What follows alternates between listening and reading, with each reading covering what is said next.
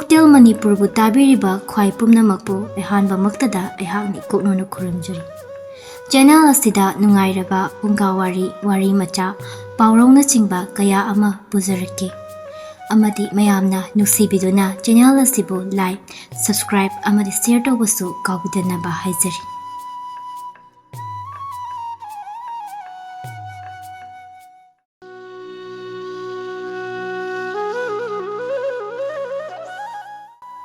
Thaina mamangayda ina khunba nupa amaga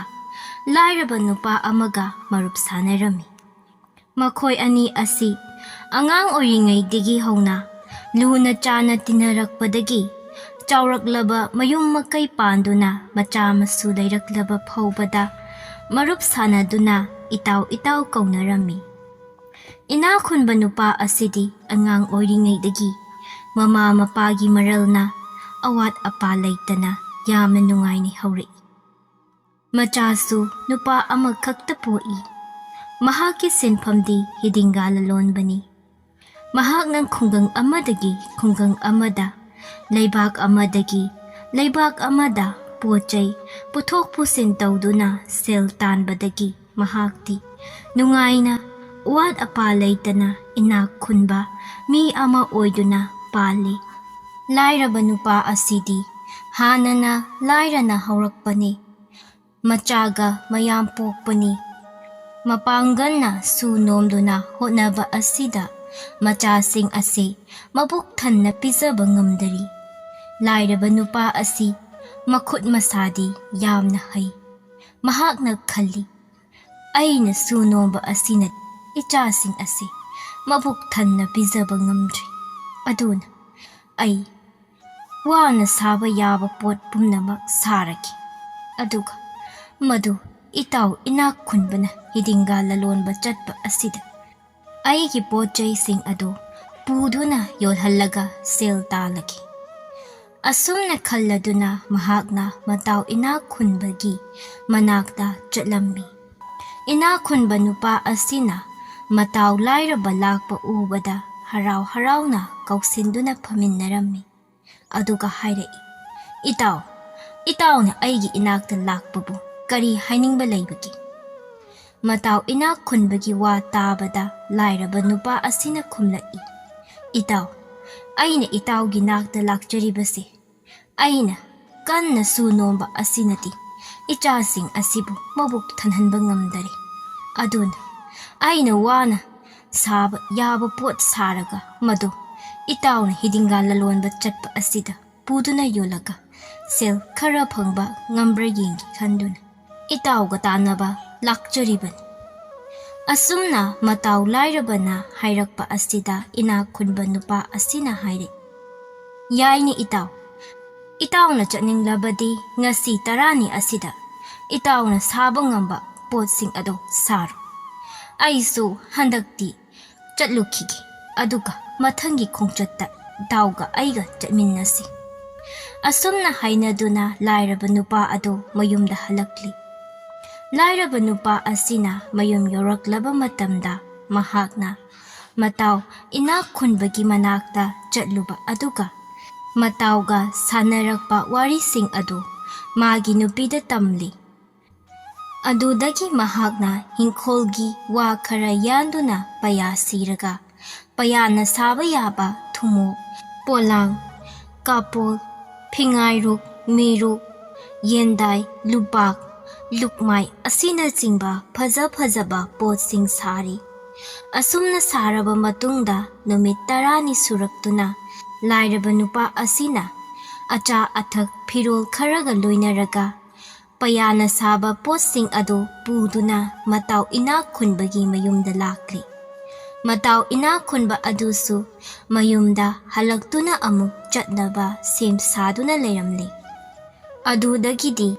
makhoi anina inakhunbagi hi aduda lairabagi payana saba potjaising ado hapsilli aduga inakhunbagi na mamal yamba kolik phizet leitengi pot pumnamak hapjinduna makhoi ani hidingga lalonba chatminnakri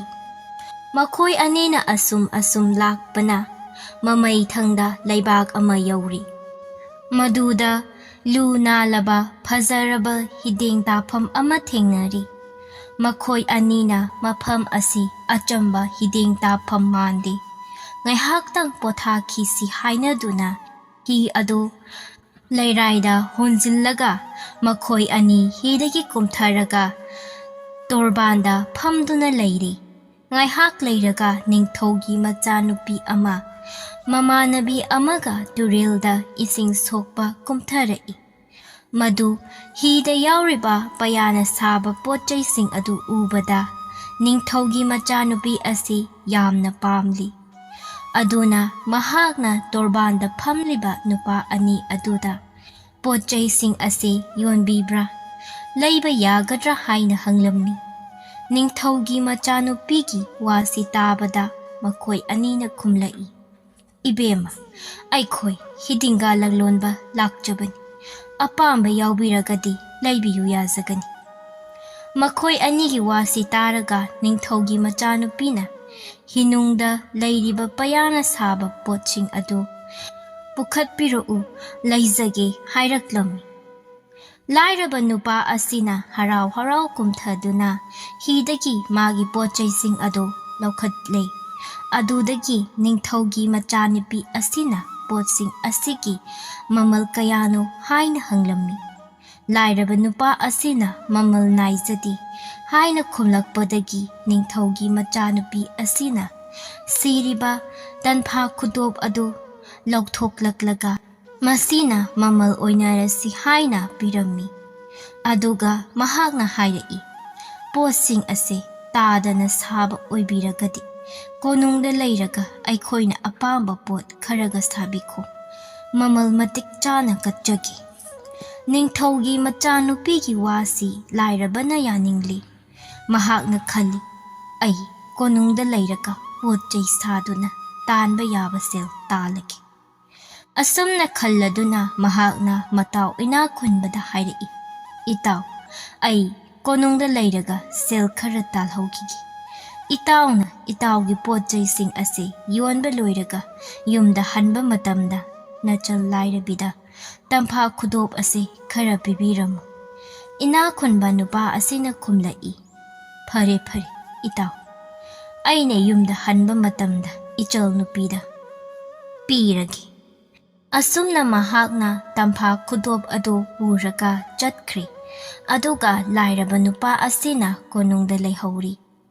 ꯑꯗꯨꯗꯒꯤ ꯏꯅꯥꯛ ꯈꯨꯟꯕ ꯅꯨꯄꯥ ꯑꯁꯤꯅ ꯃꯥꯒꯤ ꯄꯣꯠꯆꯩ ꯐꯤꯖꯦꯠ ꯂꯩꯇꯦꯡꯁꯤꯡ ꯑꯗꯨ ꯃꯐꯝ ꯑꯃꯗ ꯄꯨꯗꯨꯅ ꯌꯣꯜꯂꯒ ꯃꯌꯨꯝꯗ ꯂꯥꯛꯂꯤ꯫ ꯑꯗꯨꯒ ꯃꯇꯥꯎ ꯂꯥꯏꯔꯕꯒꯤ ꯅꯨꯄꯤꯗ ꯇꯝꯐꯥ ꯈꯨꯗꯣꯞ ꯑꯗꯨꯅ ꯃꯥꯅ ꯂꯣꯠꯁꯤꯟꯗꯨꯅ ꯊꯝꯂꯒ ꯏꯆꯝ ꯆꯝꯕ ꯈꯨꯗꯣꯞ ꯑꯃ ꯃꯇꯥꯎꯅ ꯄꯤꯔꯛꯏ ꯍꯥꯏꯗꯨꯅ ꯄꯤꯔꯤ꯫ ꯈꯨꯗꯣꯞ ꯑꯗꯨ ꯎꯕꯗ ꯂꯥꯏꯔꯕꯤꯒꯤ ꯅꯨꯄꯤ ꯑꯁꯤ ꯌꯥꯝꯅ ꯁꯥꯎꯅꯤꯡꯂꯤ꯫ ꯃꯍꯥꯛꯅ ꯃꯁꯤꯒꯤ ꯈꯨꯗꯣꯞ ꯑꯁꯤꯕꯨ ꯀꯔꯤ ꯀꯥꯟꯅꯒꯗꯕꯅꯣ ꯈꯟꯗꯨꯅ ꯐꯤꯖꯦꯠ ꯑꯃꯅ ꯄꯨꯟꯁꯤꯜꯂꯒ ꯃꯣꯝꯄꯥꯛ ꯃꯈꯥꯗ ꯅꯝꯁꯤꯟꯗꯨꯅ ꯊꯝꯈ꯭ꯔꯤ꯫ ꯃꯇꯝ ꯈꯔ ꯂꯩꯔꯒ ꯂꯥꯏꯔꯕ ꯅꯨꯄꯥ ꯑꯁꯤ ꯁꯦꯜ ꯈꯔ ꯄꯨꯔꯒ ꯃꯌꯨꯝꯗ ꯍꯜꯂꯛꯂꯤ꯫ ꯃꯍꯥꯛꯅ ꯃꯌꯨꯝꯗ ꯂꯥꯛꯂꯒ ꯃꯥꯒꯤ ꯅꯨꯄꯤꯗ ꯃꯥꯅ ꯄꯤꯈꯤꯕ ꯈꯨꯗꯣꯞ ꯑꯗꯨ ꯂꯩꯔꯤꯕ꯭ꯔꯥ ꯍꯥꯏꯅ ꯍꯪꯂꯝꯃꯤ꯫ ꯃꯥꯒꯤ ꯅꯨꯄꯤ ꯑꯗꯨꯅ ꯀꯔꯤꯁꯨ ꯈꯟꯗꯅ ꯈꯨꯗꯣꯞ ꯑꯗꯨꯕꯨ ꯃꯍꯥꯛꯅ ꯐꯤꯖꯦꯠ ꯑꯃꯗ ꯄꯨꯟꯁꯤꯜꯂꯒ ꯃꯣꯝꯄꯥꯛ ꯃꯈꯥꯗ ꯊꯝꯂꯤ ꯍꯥꯏꯗꯨꯅ ꯂꯧꯊꯣꯛꯂꯨꯔꯒ ꯃꯄꯨꯟ ꯑꯣꯏꯕꯗ ꯄꯤꯔꯤ꯫ ꯂꯥꯏꯔꯕ ꯅꯨꯄꯥ ꯑꯗꯨꯅ ꯏꯆꯝ ꯆꯝꯕ ꯈꯨꯗꯣꯞ ꯑꯗꯨ ꯎꯔꯒ ꯌꯥꯝꯅ ꯁꯥꯎꯅꯤꯡꯂꯤ꯫ ꯑꯗꯨꯅ ꯃꯥꯅ ꯃꯇꯥꯎ ꯏꯅꯥꯛ ꯈꯨꯟꯕꯒꯤ ꯃꯌꯨꯝꯗ ꯆꯠꯇꯨꯅ ꯍꯥꯏꯔꯛꯏ, "ꯑꯩꯅ ꯏꯇꯥꯎꯗ ꯄꯤꯈꯤꯕ ꯈꯨꯗꯣꯞ ꯑꯗꯣ ꯃꯁꯤ ꯅꯠꯇꯦ"꯫ ꯃꯇꯥꯎ ꯏꯅꯥꯛ ꯈꯨꯟꯕꯅ ꯈꯨꯝꯂꯛꯏ, "ꯏꯇꯥꯎꯅ ꯄꯤꯔꯛꯄ ꯈꯨꯗꯣꯞ ꯑꯗꯨꯃꯛ ꯏꯆꯜꯗ ꯄꯤ, ꯃꯥꯅ ꯈꯪꯗ꯭ꯔꯗꯨꯅ ꯃꯤꯒ ꯑꯣꯟꯅꯕ ꯑꯣꯏꯔꯝꯒꯅꯤ"꯫ ꯃꯇꯥꯎ ꯏꯅꯥꯛ ꯈꯨꯟꯕꯒꯤ ꯋꯥꯁꯤ ꯇꯥꯔꯒ ꯀꯔꯤꯁꯨ ꯍꯥꯏꯅꯤꯡꯉꯥꯏ ꯂꯩꯇꯗꯨꯅ ꯃꯍꯥꯛ ꯌꯨꯝꯗ ꯍꯜꯂꯛꯂꯤ꯫ ꯅꯣꯡꯉꯥꯜꯂꯒ ꯂꯥꯏꯔꯕ ꯅꯨꯄꯥ ꯑꯁꯤꯅ ꯂꯩꯕꯥꯛ ꯑꯗꯨꯒꯤ ꯅꯤꯡꯊꯧꯗ ꯋꯥꯀꯠꯂꯨꯔꯤ꯫ ꯅꯤꯡꯊꯧ ꯏꯅꯥꯛ ꯈꯨꯟꯕ ꯅꯨꯄꯥ ꯑꯗꯨꯒ ꯂꯥꯏꯔꯕꯒꯤ ꯅꯨꯄꯥ ꯑꯗꯨꯒ ꯀꯧꯈꯠꯂꯤ꯫ ꯅꯤꯡꯊꯧꯅ ꯏꯅꯥꯛ ꯈꯨꯟꯕ ꯅꯨꯄꯥ ꯑꯗꯨꯗ ꯍꯪꯂꯛꯏ, "ꯅꯇꯥꯎꯅ ꯅꯉꯣꯟꯗ ꯄꯤꯈꯤꯕ ꯈꯨꯗꯣꯞ ꯑꯗꯣ ꯃꯁꯤ ꯅꯠꯇꯦ ꯍꯥꯏꯔꯤꯕ ꯑꯁꯤ ꯆꯨꯝꯕ꯭ꯔꯥ"꯫ ꯅꯤꯡꯊꯧꯒꯤ ꯋꯥꯁꯤ ꯇꯥꯔꯒ ꯏꯅꯥꯛ ꯈꯨꯟꯕꯅ ꯈꯨꯝꯂꯛꯏ, "ꯏꯅꯤꯡꯊꯧ, ꯅꯅꯥꯏ ꯑꯩꯅ ꯏꯇꯥꯎꯒꯤ ichal nupida pibadi itauna pirakpa tampha khudop adumak pibani adudagi ningthongna lairabagi nupida amuk hanglaklami nupi nangonda nangi tada inak khunbana tampha khudop oina pi haiba asi chumbara nupi asina khumlai iningtho aingonda pibadi tampha khudop ti pidi achamba khudop asi pi asumna khumnarakpa asida ningthau ase haifam tawfam khangdraduna numit mangani suba numitta makhoi ani amu lau haiduna hairakli lairaba nupa ase mathwai nungaitana mayumda halakli mahagna mayum yauraga cha ising amata thak chadana mathwai nungaitana phamungda changduna hipkri asumna ngeha khiplaba matungda yamna tumningba ama phawraktuna tumthokri mahakna tumlingai asida mamangda taibang panbagi mapu asi lakli aduka hairei lairaba nupa nangna nangi tampha khudop ado phangninglabadi natau ina khunbaga macha nupiga chak kauro makhoina chak chaba lakpada nataugi macha nupa ado natau khanghandana lotuna thamlaga mana selakpa phirol aduna yong amada setpiraga thumok amada uplaga tham mahakna chak chaba loiraga mayumda chatlamdaida macha nupa hanglaklaga thumokna uptuna thamliba yong adu utlu maduda mana sauduna ningthauda chatlakpada nangi tampha khudop ado phangani asumna hairakpa asida lairaba nupa asi mikap khangtok thoklakli mahakna mikap thoklakpada nung sungalamli madudagi lairaba nupa asina matau inak khunbagi mayumda chatlaga hairei itaw na piramba khudop ado tampha khudop oiramli nungairi itaw ngasidi aikhoida itawga icha nupaga chak chaminnarusi asumna hairakpa asida ina khunba nupa asisu yari matawna yaraklaba adudadi lairabana hairei itawna kona lakbiru icha nupa asi aiga loinina chatlamlagi asumna hainaduna macha nupa adu buduna lakli aduga magi nipiga tanaraga macha nupa adu lotuna thamkhri asumna thamkhraba matungda mana selakpa phirol aduna yong amada sechinbiraga thumo amada uptuna thamkhri ngaihak leiraga ina khunba nupa asi matau lairabagi mayumda harau chak saba lakli madudagi lairaba nupa asiga matau ina khunbaga chak chaminari makhoi anina chak chaba loiraduna ngaihak phaminnaraba matungda ina khunba nupa asina mayumda chatlagi haiduna macha nupa bu hanglai lairabana khumlai itaw ibungo aina icha nupa ado chak mabuk thanna pizaraka mangona phamhallaba matamda mahak yong onduna leiramdi yong onba icha nupa ado thumongna uptuna mangonda thamliba asin adudagi mahakna thumok ado hangdoklaga yenghalli ina khunba nupa asina macha nupana setkiba phirol ado ikai kaidana setlaga yong onduna leiramba aduda mahak pungak ngakri mahakna yong adubu mit kuptaba makhai yengduna leiri yong aduna su nupa adubu munna yengduna leiri asumna ngai hak yengnaraba matungda nupa asi macha nupana tauramliba matau aduda kaptuna leiri mahakne ngaihak kaplaga haifam tawfam khangdaduna chenkri aduga laibak adugi ningthauda wakat jaruri ina khunba nupa asigi wasi taraga ningthauna manai thaduna lairaba nupa adu kauhalluri aduga ningthauna lairaba nupa aduda